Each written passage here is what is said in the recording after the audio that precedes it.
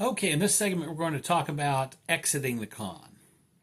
You've been there for all day or for a couple of days. You're tired, but at the same time, you have this great feeling because you've had some good conversations with people, usually. Hopefully, that is the case. But there is a process for leaving a con, and again, we want to be as courteous as possible and follow the rules whenever that can happen. So, during the con, you've probably been giving away some items, and throughout the day, you maybe have been refilling cups. You've been setting items back out. You're putting brochures out on the table, and so on, that sort of thing.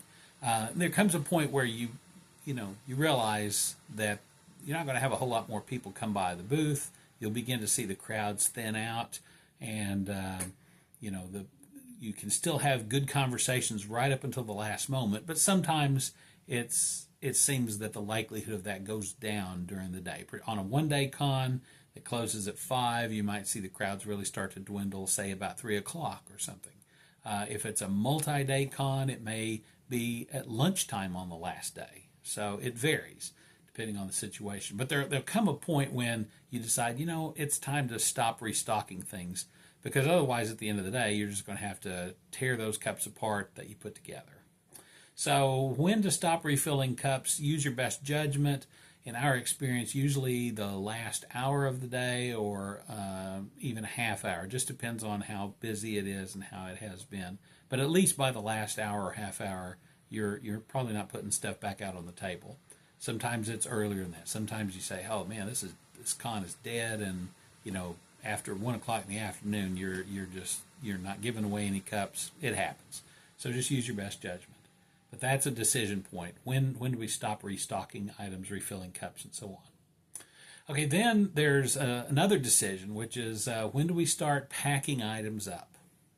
Okay, if you're at a con where you're doing some kind of a drawing, obviously, whenever the last drawing is, whenever you've drawn the last name, you can put the box away because you're not giving away any new items. The box where you're gathering the names and so on. That can, you can go ahead and pack that up and put that under the table or whatever. But if we're talking about packing up other items, we're talking about actually taking signage down. We're talking about removing some items from the top of the table. Maybe you have a brochure holder with a bunch of brochures, and you might just take 2 or 3 out and set them on the table and then pack your brochure holder away. You can kind of start thinning out what you have on display. And that's going to happen maybe around the last half hour that you're there at the con. Okay, at some point you're going to want to have your hand truck handy, your dolly, whatever you want to call it. And if you've watched the video about load in, that dolly is probably out in your car.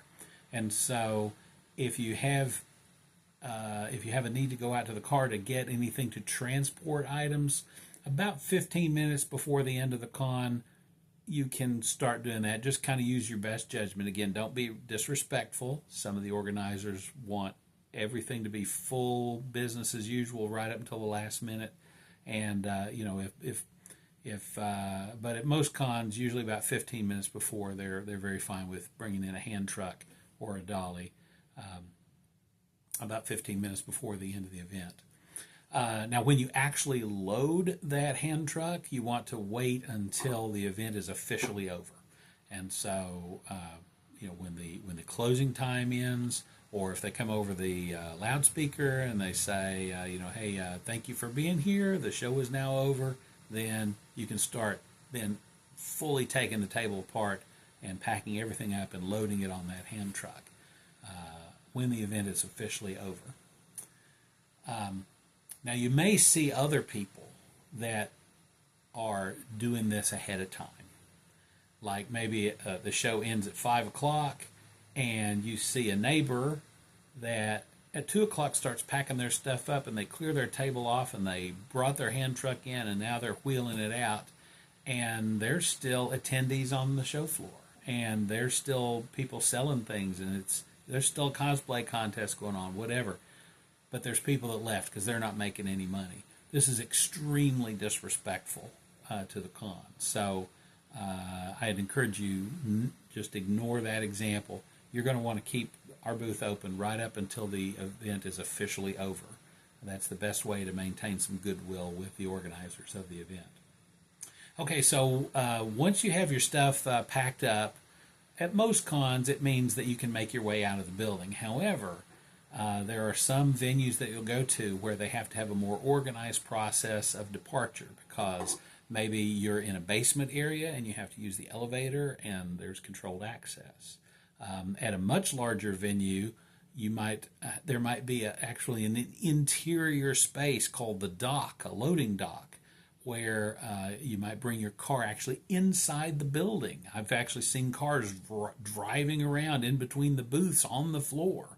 If this happens, you're in an enclosed space with a bunch of gas-powered vehicles, and their exhaust fumes are going into the air. That's not a good place to be in.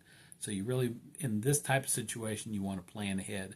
Usually in this type of a venue, the organizers will explain the exit process, but they don't always. When there's a lot of people, or if there's a narrow entryway or a loading dock, or if the parking is very distant from the venue, then you might have to take a number and line up or queue up outside of the venue. So one person stays with the booth, another person goes and gets the car and then gets in line. Ever how that process is, you can ask about it, the organizer about it on the last day. Again, this is only for larger venues. For smaller venues, once the show's over, you can make your way out of the building any way you can. But just bear in mind that if it's a larger venue, there may be a very organized exit process, and you want to follow those instructions very carefully and be respectful through the whole thing. I've seen a lot of vendors that come and they get very irritated because of this difficulty in getting in and getting out.